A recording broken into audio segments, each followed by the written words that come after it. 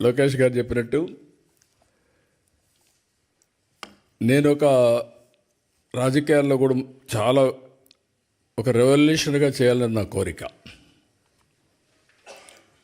ఎవరైనా సరే ఏ ఫీల్డ్లో ఉన్నా రాణించాలంటే ఆర్థికంగా ఇబ్బందులు లేకుండా ఉండాలి.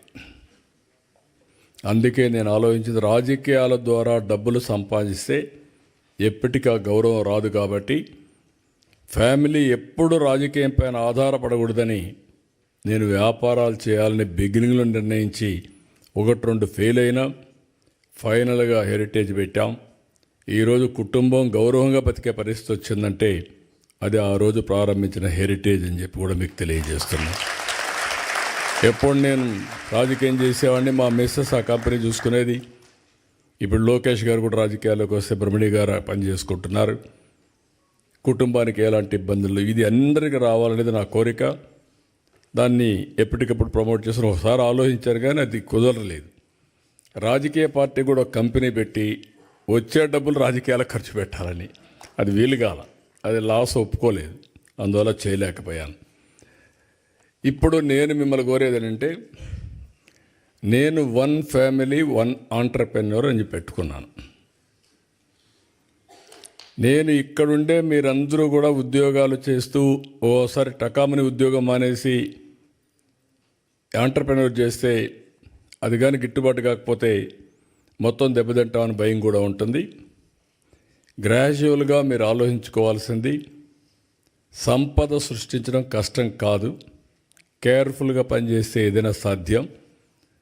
నేను ప్రపంచంలో ఒకటే చెప్తున్నా మీకు, 2047కి ప్రపంచంలో నెంబర్ 1 కమ్యూనిటీ ఎవరంటే, మోస్ట్ పవర్ఫుల్ కమ్యూనిటీ ఎవరంటే, దానికి చిరునామాగా మీరుండాల్సిన అవసరం ఉంది.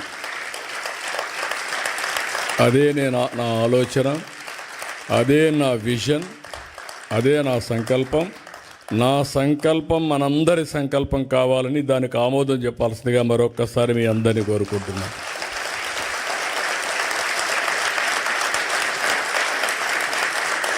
ఒక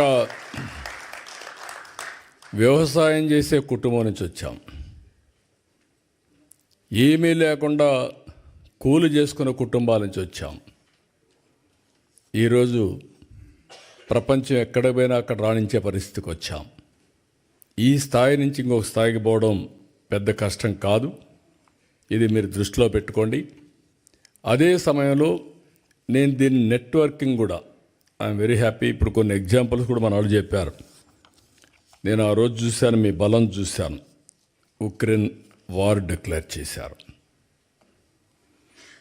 డిక్లేర్ చేస్తే ఏం చేయాలని ఆలోచించాం. గవర్నమెంట్ పట్టించుకోవడం లేదు, కేంద్రం చేయాల్సిన పనులు చేస్తున్నారు. తెలుగు వాళ్ళు చాలా ఎంటర్ప్రైజింగ్ కమ్యూనిటీ, ఎక్కడ అవకాశాలు ఉన్నాయంటే అక్కడికి వచ్చేస్తారు. యుక్రెయిన్లో MBBS సీట్లు చాలా కాస్ట్ ఎఫెక్టివ్, మెజారిటీ ఇక్కడికి వచ్చేసారు. ఒకరిని చూసి వచ్చేసారు. ఆ రోజు చూస్తే చాలా భయంకరమైన సిచ్యువేషన్. అప్పుడు నేను పిలిపించాను, రవి ఇక్కడ, NRT రవి ఇక్కడే ఉన్నాడు. ఆయన్ని పిలిపించి అందరితో మాట్లాడి మా దగ్గరుండే నెంబర్లన్నీ తీసుకొని ఒక మెసేజ్ ఇచ్చాం. టోటల్ యూరోప్లో ఉండే వాళ్ళందరూ వచ్చి సొంత డబ్బులు ఖర్చు పెట్టుకొని మన వాళ్ళందరినీ తిరిగి ఇండియాకు పంపించే వరకు పనిచేశారంటే అది తెలుగు జాతి స్ఫూర్తి, మీ కమిట్మెంట్. అది నేను ఒక పైలట్ ఒక మాట చెప్తే బ్రహ్మాండంగా చేశారు. కానీ ఒకసారి మోటివేట్ చేస్తాం కానీ, ఇన్స్పిరేషన్ ఇస్తాం కానీ, చేసేవాళ్ళు కూడా ఉండాలి. అంటే మీకు ఒక సామాజిక స్పృహ కాకుండా, మళ్ళీ ఎక్కడి నుంచి వచ్చారో ఆ రూట్స్ మర్చిపోకుండా గుర్తుపెట్టుకున్నారంటే చాలామంది మర్చిపోతాం. మీలో కూడా ఒకరిద్దరు ఉంటారు, నాకేంటి, నాకేమొచ్చింది, ఎవరేం చేశారు, నేనే పైకి వచ్చాను అనుకుంటారు. కానీ నేను ఆ రోజు ఇంజనీరింగ్ కాలేజీలే ప్రారంభించకూడదు అనుకొని ఉంటాను అనుకోండి, ఏమయ్యేది? అవునా కాదా? That is the vision I have given. దానికి నేను మీ ఫైల్స్ మోసకపోయాను, మీరు గుర్తుపెట్టుకోవాలి. అంటే ఒక్కొక్క ఇంజనీరింగ్ కాలేజ్ ఫైల్ తీసుకొని, ఒక మెడికల్ కాలేజ్ ఫైల్ తీసుకొని నాకేం అవసరం లేదు ఢిల్లీలో. వాళ్ళ దగ్గరికి పోయి వాళ్ళకు భోజనం పెట్టి డిన్నర్లు ఇచ్చి అడుక్కొని మీరు మాకు ఇవ్వండి ఇవి అని చెప్పాను. ఎందుకంటే ఫ్యూచర్ చూశాను కాబట్టి ఆ రోజు మీకు చేశాను అవన్నీ.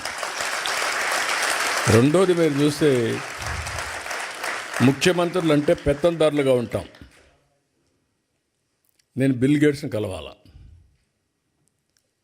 నేను ఫోన్ చేసి అడిగాను అంబాసిడర్ని, chief minister I want to meet him అని. ఆయన ఎవరిని కలవడం లేదండి, మిమ్మల్ని కూడా కలవడు, రాజకీయ నాయకులతో నాకేం పని లేదంటున్నాడు అన్నారు. లేదు నాకు పని ఉంది ఆయనతో, ఒక 10 నిమిషాలు ఇమ్మనండి అన్న. సరే అవసరమైతే మీరు రండి, కాక్టైల్ పార్టీ ఉంది అందులో జాయిన్ కామన్నారు.